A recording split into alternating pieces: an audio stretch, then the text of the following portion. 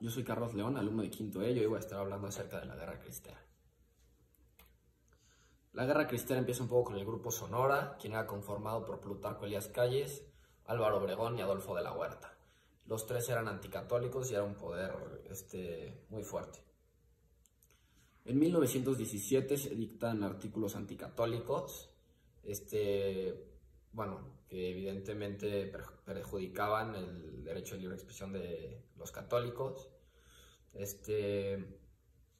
Los artículos no fueron ejercidos. Venustiano Carranza estaba al poder y decidió no ejercerlos porque necesitaba el apoyo de la gente. Pero bueno, él sabía ya que estaban ahí y que en algún momento se iban a aplicar, ¿no? Pero en fin, no se ejercen porque necesitaba el apoyo de la gente.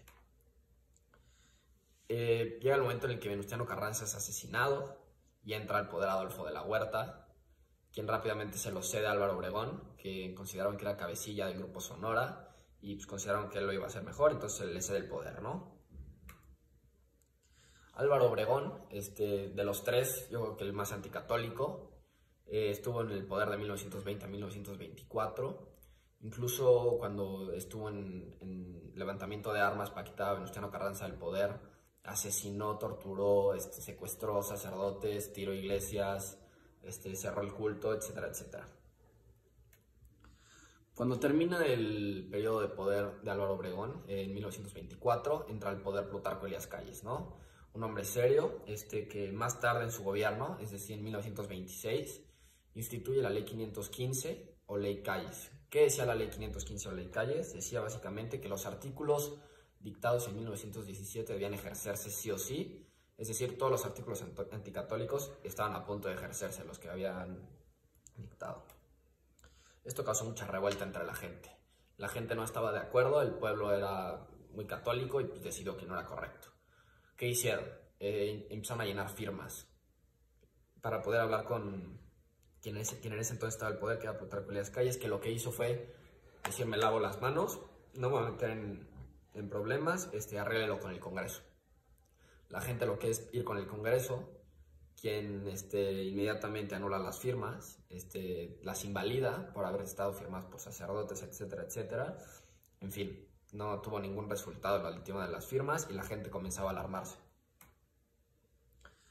Se instituyó la Liga, que fue un frente que defendía el libre derecho de adoración religiosa.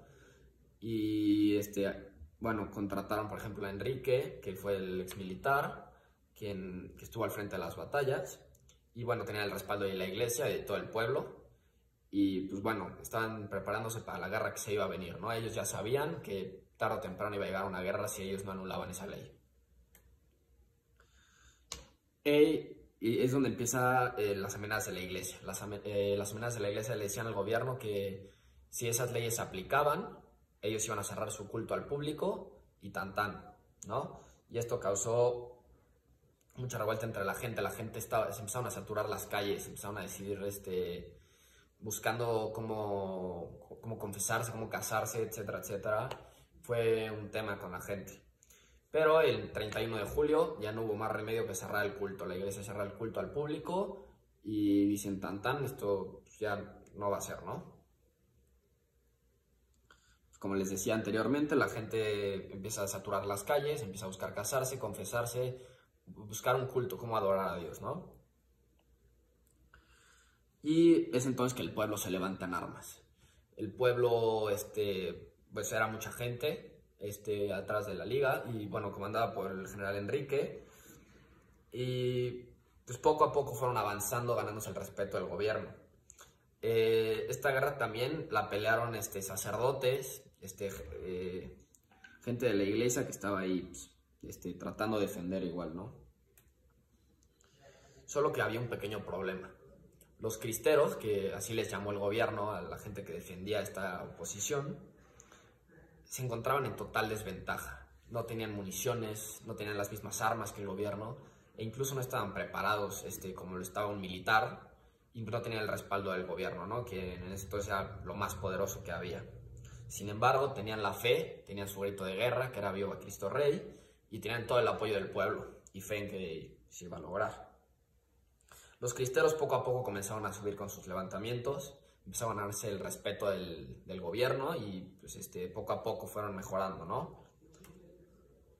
Es entonces que en 1928 José León Toral asesina a Álvaro Obregón, y esto causó mucha polémica entre la gente. Sin embargo, mucha gente estaba contenta porque, pues, como sabíamos, Álvaro Obregón había causado mucho mal a la iglesia y pues, era anticatólico, entonces pues, los cristianos lo pensaron como un triunfo, ¿no?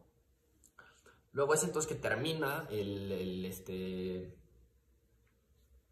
periodo de Plutarco Elías Calles y entra Emilio Portes Gil, quien en ese entonces fue el títere de Plutarco, hacía básicamente lo que decía, y pues también tenía la idea de terminar con la religión, ¿no? Católica. Y pues básicamente hacía lo que decía Plutarco, entonces básicamente Plutarco seguía al poder, solo que con un títere en la presidencia, ¿no? Plutarco Elías, Emilio Portes Gil más tarde se ve obligado a negociar con la iglesia. El frente de los cristeros y del gobierno ya había causado mucha sangre y pues, se ven obligados a negociar con la iglesia. Y y con los obispos, que en ese entonces lo que acuerdan es que Emilio Portes Gil no va a ejercer las leyes la ley 515 o ley Calles, y ellos iban a abrir el culto a la iglesia y todos iban a estar en paz. Quienes en ese entonces acordaron hacerlo y la gente pues, estaba un poco contenta, pero el gobierno estaba mintiendo, ¿no?